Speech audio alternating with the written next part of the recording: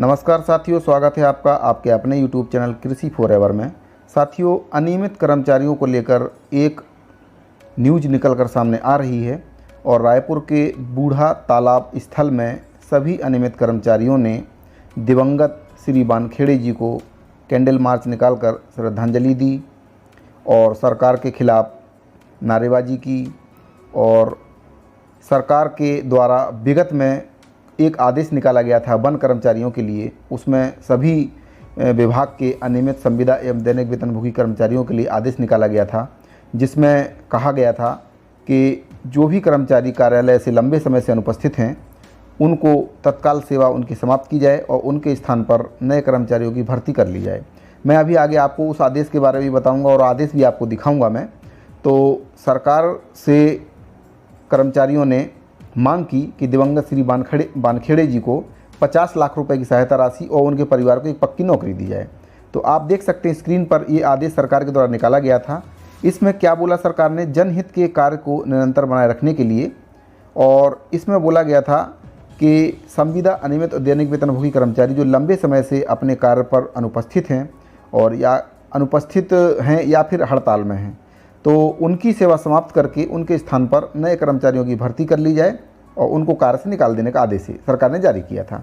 तो इसी आदेश के विरोध में अनियमित कर्मचारी, संविदा कर्मचारी और दैनिक वेतन कर्मचारियों ने रायपुर के बूढ़ा तालाब में श्री वानखेड़े जी को श्रद्धांजलि देने के साथ साथ कैंडल मार्च निकालने के बाद इस आदेश की प्रतियां भी जलाईं और सरकार से मांग की कि वानखेड़े जी के परिवार को 50 लाख रुपए की सहायता राशि दी जाए और उनके परिवार को एक पक्की नौकरी दी जाए। तो सबसे पहले मैं आपको बता देता हूं कि वानखेड़े जी कौन थे। तो उकंडराव योगेश वानखेड़े एक दैनिक वेतनभोगी कर्मचारी थे और खाद्य विभाग में दैनिक वेतनभोगी के रूप में ड्राइवर के पद पर कार्यरत थे और इनको नौकरी से निकाल दिया गया था। इसलिए काफ़ी समय से मानसिक रूप से परेशान थे और लास्ट में इन्होंने इंद्रावती कैंपस में फांसी लगाकर आत्महत्या कर ली थी। इसके बाद जब संयुक्त अनियमित कर्मचारी महासंघ ने सरकार से मांग की तो इनके संयुक्त प्रयासों से उनकी पत्नी को खाद्य विभाग दुर्ग में क्लर्क की नौकरी मिली, वो भी दैनिक वेतनभोगी के रूप में मिली है और 1 लाख रुपए की सहायता राशि उनको दी गई है। और इसके लिए काफ़ी प्रयास किया गया, संयुक्त अनियमित कर्मचारी महासंघ के द्वारा भी प्रयास किया गया और जो कर्मचारी अधिकारी फेडरेशन के प्रांतीय संयोजक कमल वर्मा जी हैं उनके द्वारा भी, वाहन चालक के जो अध्यक्ष हैं महेंद्र कुमार साहू, छत्तीसगढ़ संयुक्त अनियमित कर्मचारी महासंघ के जो अध्यक्ष हैं रवि गढ़पाले जी, इन सभी के संयुक्त प्रयासों से आज उनकी पत्नी को खाद्य विभाग दुर्ग में क्लर्क की नौकरी मिल गई। तो साथियों, नौकरी भी मिली तो उनको भी क्लर्क की और वो भी दैनिक वेतनभोगी के रूप में मिली है, जबकि कर्मचारी संगठनों ने मांग की थी कि कम से कम 50 लाख रुपए की सहायता राशि और एक पक्की नौकरी कम से कम उनको दी जाए, लेकिन सरकार ने उतना भी नहीं कर पाया। साथियों, आप जानते हैं कि सरकार केवल अपने फ़ायदे के बारे में सोचती है और अनियमित कर्मचारियों के फ़ायदे के बारे में बिल्कुल भी नहीं सोचती है। तो संयुक्त अनियमित कर्मचारी महासंघ के द्वारा निवेदन किया गया सरकार से कि जल्द से जल्द सभी अनियमित कर्मचारियों को नियमित किया जाए। चूँकि सरकार ने चुनाव से पहले 2018 में वादा किया था कि अगर हमारी सरकार आएगी तो हम सभी अनियमित संविदा दैनिक वेतनभोगी कर्मचारियों को 10 दिन के अंदर नियमित कर देंगे, लेकिन आज तक सरकार के वो 10 दिन पूरे नहीं हुए हैं, जबकि 4 साल पूरे होने वाले हैं और 4 साल लगभग पूरे होने वाले हैं। अगले साल चुनाव हैं और सरकार की तरफ से अभी तक कोई भी पहल अनियमित संविदा एवं दैनिक वेतनभोगी कर्मचारियों के लिए नहीं की गई है और अगला साल सभी जानते हैं चुनावी साल है और अगले साल में कुछ भरोसा नहीं है इस सरकार का, जो 4 साल में अभी तक कुछ कर नहीं पाई है, कोई भी पहल कर्मचारियों को नियमित करने के लिए नहीं की गई है। तो अब चुनावी वर्ष तो सभी जान रहे हैं कि चुनावी वर्ष में सिर्फ चुनाव की ही तैयारियां होती हैं और उसमें कोई काम होता नहीं है। तो सभी कर्मचारियों के द्वारा सरकार से निवेदन किया गया कि सभी अनियमित कर्मचारियों को नियमित किया जाए, जल्द से जल्द नियमित किया जाए।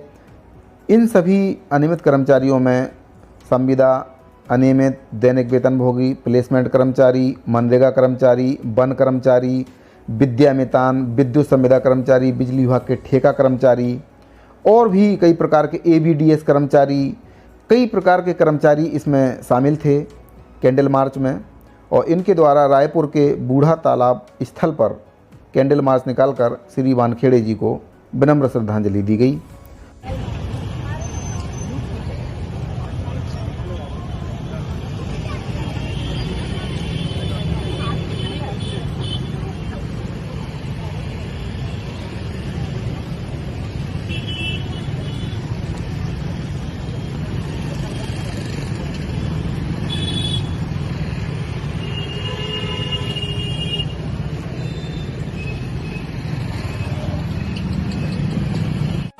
होश में आके बात करो, बात करो, बात करो। दिवंगत से न्याय करना होगा, करना होगा, करना होगा। 50 लाख मुआवजा देना होगा, देना होगा, देना होगा। परिवार को नौकरी देनी होगी, देनी होगी, देनी होगी। हम अपना अधिकार चाहते, नहीं किसी से भीख मांगते। हम अपना अधिकार चाहते, नहीं किसी से भीख मांगते। भूपेश बघेल हाय हाय, हाय हाय हाय हाय। भूपेश बघेल हाय हाय, हाय हाय हाय हाय। छत्तीसगढ़ शासन होश में आओ, होश में आओ, होश में आओ। शासन के दलालों को, शासन के दलालों को,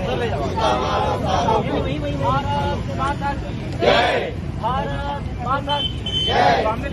हमारी मांगे जायज है, जय जय जय जय। हमारी मांगे जायज है, जय जय जायज है। नियमितीकरण तो देना होगा, देना होगा, देना होगा। आयकरण तो देना होगा, देना होगा, देना होगा। हमारी जायज मांगे जायज है, जय जय जायज है। जायज मांगे पूरी करो, पूरी करो, पूरी करो। अधिकारी होश में आओ, होश में आओ, होश में आओ।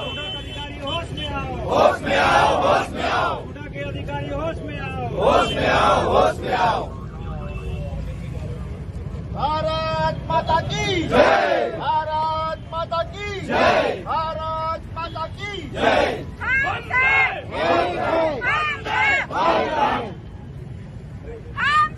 एक है।